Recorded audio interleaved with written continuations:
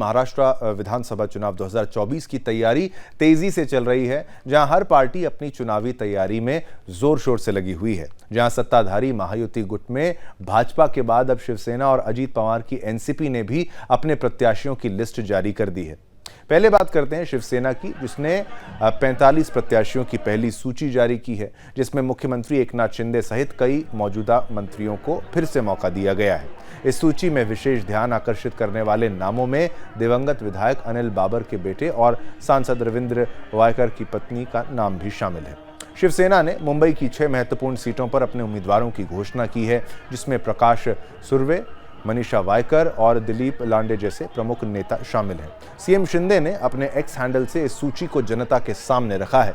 वहीं आज सीएम शिंदे ने मां कामाख्या देवी के दर्शन किए और उसके बाद आगामी चुनाव को लेकर अपना कॉन्फिडेंस 100% से ज्यादा होने की बात कह डाली है और साथ ही वो विपक्षी गुट एमवीए महाविकास अघाड़ी पर भी हमलावर नजर आए हैं। आइए सुनते हैं क्या कुछ कहा है सीएम शिंदे ने। सीएम शिंदे की प्रतिक्रिया आपको सुनाते हैं।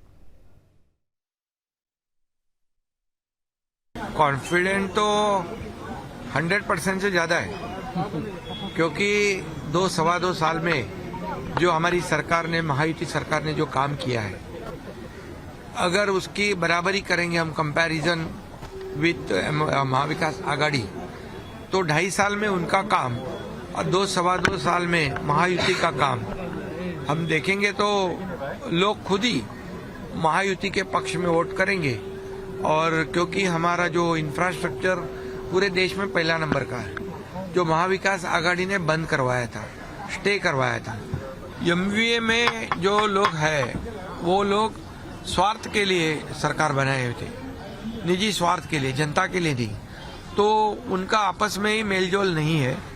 तो इसलिए मुझे लगता है कि वो आपस में लड़ झगड़ेंगे और गिर पड़ेंगे, और इसलिए सरकार जो है आम जनता की फिर से आएगी कामाख्या देवी के आशीर्वाद से।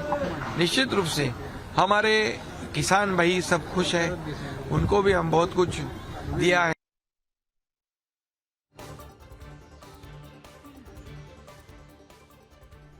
चलिए एक बड़ी खबर आपको बता दें, महाराष्ट्र की ब्रेकिंग न्यूज आपको बताएं, एमवीए में सीट बंटवारे की घोषणा हो गई है, सीट शेयरिंग की घोषणा हो गई है। वो आपको बता दें इसमें अपडेट क्या है।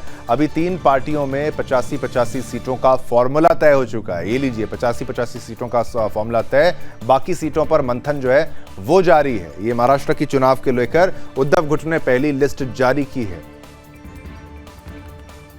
तो ये बड़ी खबर आपको बता रहे हैं, एमवीए में सीट बंटवारे की घोषणा हो चुकी है और इसमें 85-85 सीटों पर साथ लड़ने की जो है बात तय कर ली गई है। अभी 3 पार्टियों में 85-85 सीटों का फॉर्मूला तय और बाकी बची सीटों पर मंथन जारी है।